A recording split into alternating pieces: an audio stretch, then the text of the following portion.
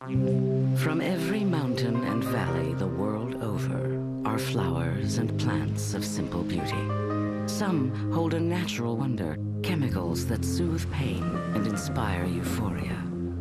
At times, they've been hailed as a gift of heaven, but in the last century, they've been condemned as a scourge of man. Once, marijuana, cocaine, opium, ecstasy, LSD, even heroin were perfectly legal.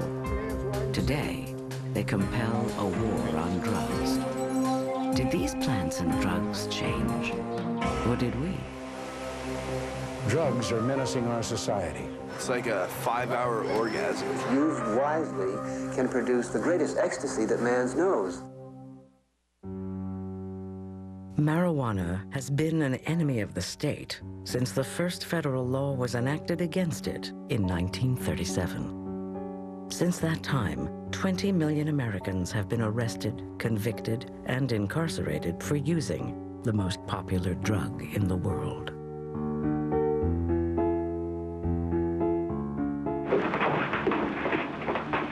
Your Honor, in this case, the state waives trial of the defendant, Ralph Wiley.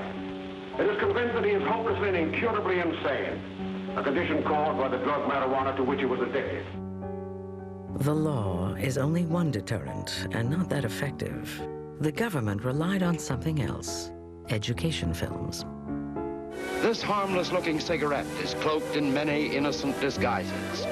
But light the match, inhale the smoke, and it becomes an invitation to your own murder.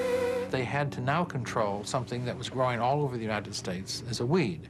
So they relied mostly on words because they didn't have many other resources to devote to it. I think a lot of people have seen Reefer Madness. That's bitter. That's more like it. I know you like that. Really, you will. I'll just take a puff. Though marijuana is now a household name, there was a time when it was an obscure drug, used only by the fringes of society. That, some argue, is the reason why it was criminalized. Drugs are illegal because they do cause problems. The ones that are illicit drugs cause health problems, crime-related problems, violence-related problems, but it's also true that none of the drugs currently illegal became illegal before they were most closely associated with what were commonly regarded as deviant groups. One of the girls was telling me about a new cigarette that peps you up. Oh, you mean reefers? Yes, that's the name of them. Would you like to try one? Sure, why not? I'm supposed to be on the loose. Okay. Marijuana's trip from a weed to America's archenemy in a $400 billion drug war begins with its chemistry.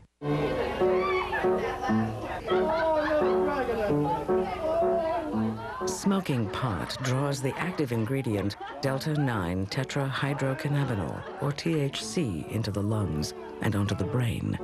There it suppresses the neurons, causing a distortion of perception and time, a lack of coordination, and sometimes uncontrollable hilarity.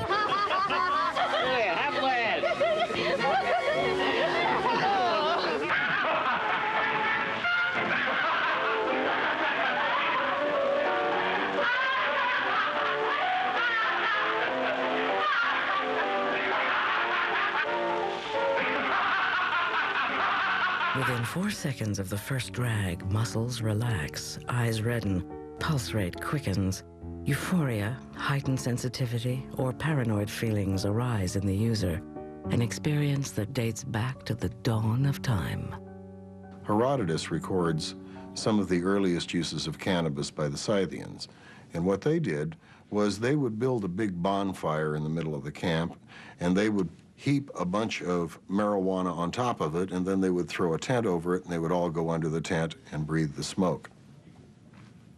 And that way they consumed it. Next to opium, marijuana is one of the planet's oldest medicines. Ancient Chinese herbalists applied it to stomach pain, menstrual cramps, malaria, and consumption. According to Indian mythology, Shiva, the Hindu goddess of creation and destruction, endowed man with the plant for a joyful pastime. An apt legacy for the drug of the generation that preached free love, challenged authority, and was out to change the world. Cannabis grows anywhere but the Arctic Circle. The earliest record of its use begins in ancient China and India. From the east, cannabis migrated to the rest of the world. Arab traders brought it from the Ganges Valley to North Africa and Spain. From Spain, the conquistadors carried it to the Americas. It was a prized source of fiber for rope and canvas, essential ingredients for ships. In fact, the word canvas comes from the Latin cannabis. But it was another conqueror who introduced the plant to Europe. 1804, Napoleon Bonaparte triumphs in Egypt. During the conquest, his army is introduced to an intoxicant unseen in Europe. Unlike in France, where intoxicants are drunk, this one is smoked. The soldiers fancy cannabis over brandy because it doesn't cause hangovers and carry it back to France as a spoil of war. In Paris, it finds favor with the bohemian set, with artists, authors, students, and prostitutes. The poet Baudelaire writes under its spell. One must be forever drunken if you would not feel the horrible burden of time that bruises your shoulders and bends you to the earth. You must be drunken without cease, with wine, with poetry, with what you please. Be drunken without end. From Paris, it travels to London as a smoking substance and an extract in medicine. Ladies of high society eat hashish confections to lower fevers, ease stomach pains, or any ache at all. Even a queen finds a use for the drug. Queen Victoria used it for menstrual cramps. It was used for insomnia, especially for tuberculosis patients who had lost their appetites. It was also used recreationally. The drug's next stop is New York, where cannabis and hashish become one of the many ingredients in America's unregulated patent medicine industry. The writer Fritz Hugh Ludlow uses it as a recreational intoxicant after first taking it for a toothache. With continued use, Ludlow becomes addicted. He writes about his experience in Diary of a Hashish Eater in 1857. When I shut my eyes, I dwelt in a delicious land of dreams. On the wings of a speechless music, I floated through the air, and in the cloud valleys played hide and seek with meteors.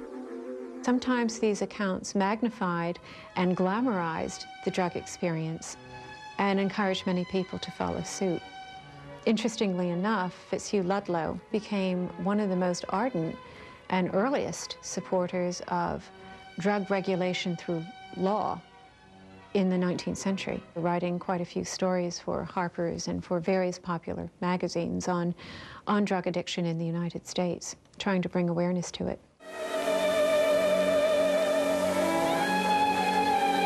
Congratulations! Now you'll start living!